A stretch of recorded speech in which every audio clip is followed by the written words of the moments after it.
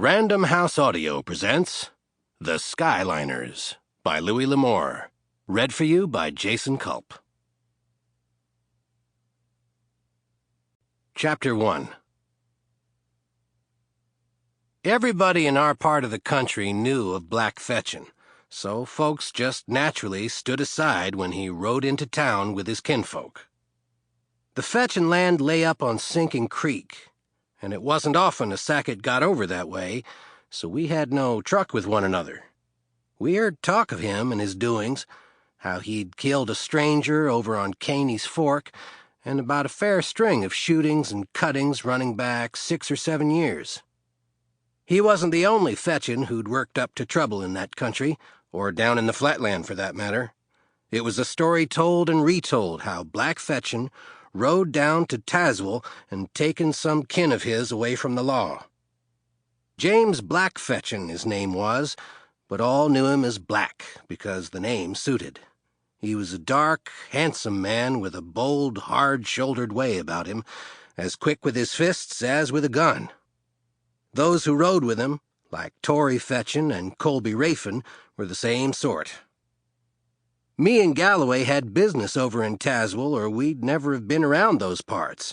Not that we feared Black Fetchen, or any man, but we were newly home from the western lands, and when we went to Tazewell, we went to pay off the last of Pa's debts.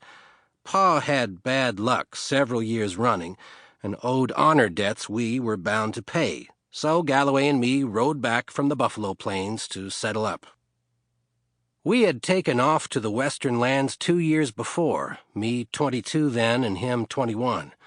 We worked the Santa Fe Trail with a freight outfit and laid track for a railroad mountain spur, and finally went over the trail from Texas with a herd of steers. It wasn't until we went buffalo hunting that we made our stake. About that time, we heard some kinfolk of ours, name of William Tell Sackett, was herding up trouble down in the Mogollon, so we saddled up and lit out, because when a Sackett has trouble, his kin is just bound to share it with him. So we rode down to help him clean things up. This debt in Tazewell now was the last, and our last cent as well.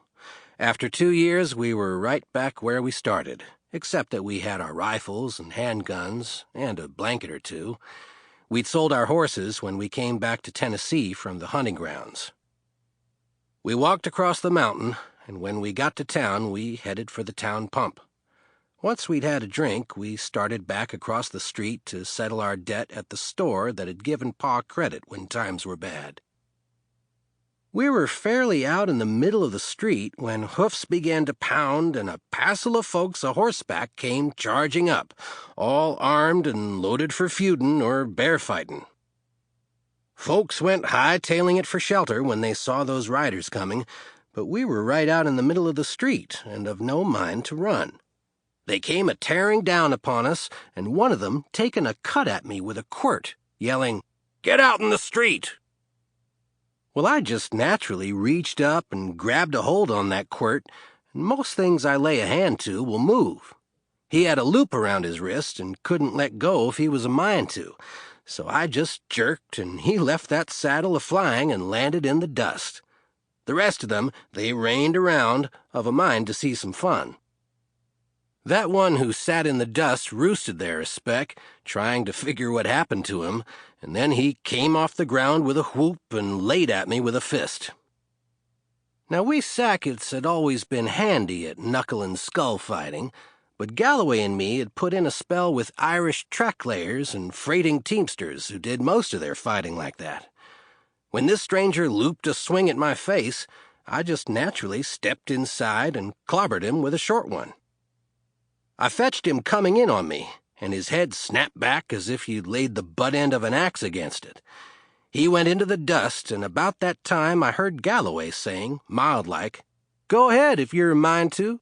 I'm taking bets I can empty 4 or 5 saddles before you get me." Me, I'd held my own rifle in my left hand this while, so I just flipped her up, my hand grasped the action, and I was ready.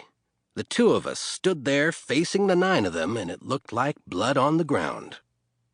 Only nobody moved.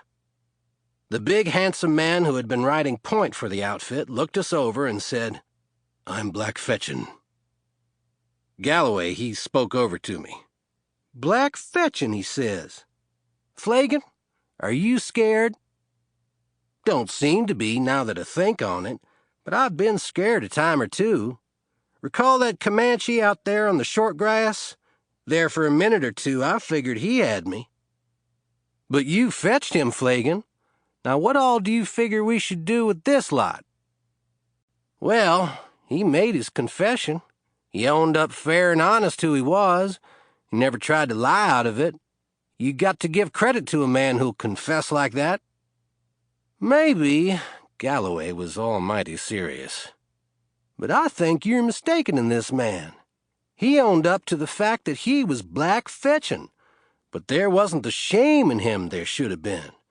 I figure a man who can up and say, 'I'm Black Fetchen,' should feel shame. Might at least hang his head and scuff his toe, might." Black Fetchen had been growing madder by the minute.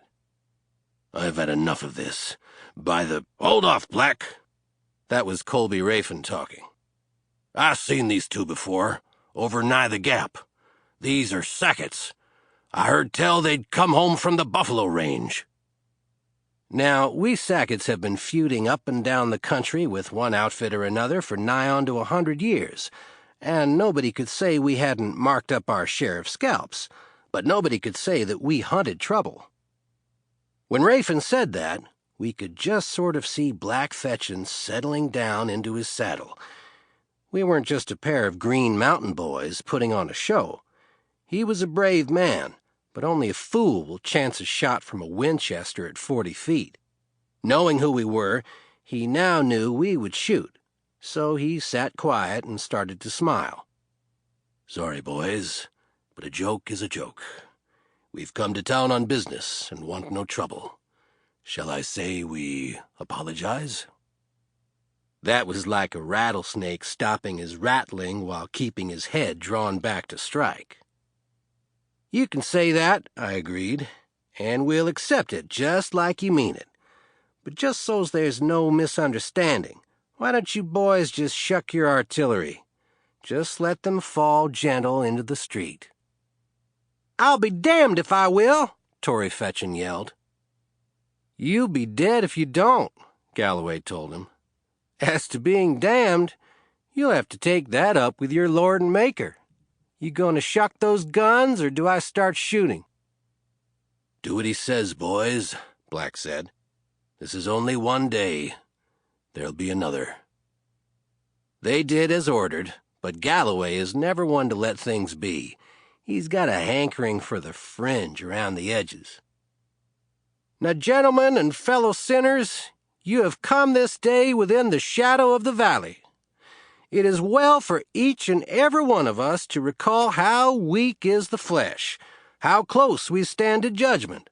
So you will all join me in singing Rock of Ages." He gestured to Black Fetchen. "You will lead the singing, and I hope you are in fine voice." "You're crazy." "Maybe," Galloway agreed, "but I want to hear you loud and clear. You got until I count 3 to start.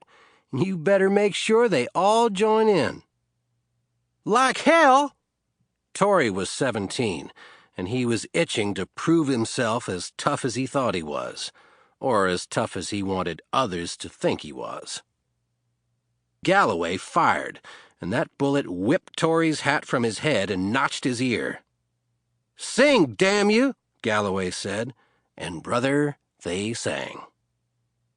I'll say this for them, they had good, strong voices, and they knew the words. Up in the mountains, the folks are strong on going to meeting, and these boys all knew the words. We heard it clear. "Rock of ages, cleft for me, let me hide myself in thee." "Now you all turn around," Galloway advised, "and ride slow out of town. I want all these good people to know you ain't bad boys, just sort of rambunctious when there's nobody about to discipline you a mite." Your guns, I said, will be in the bank when it opens tomorrow. Sample complete. Ready to continue?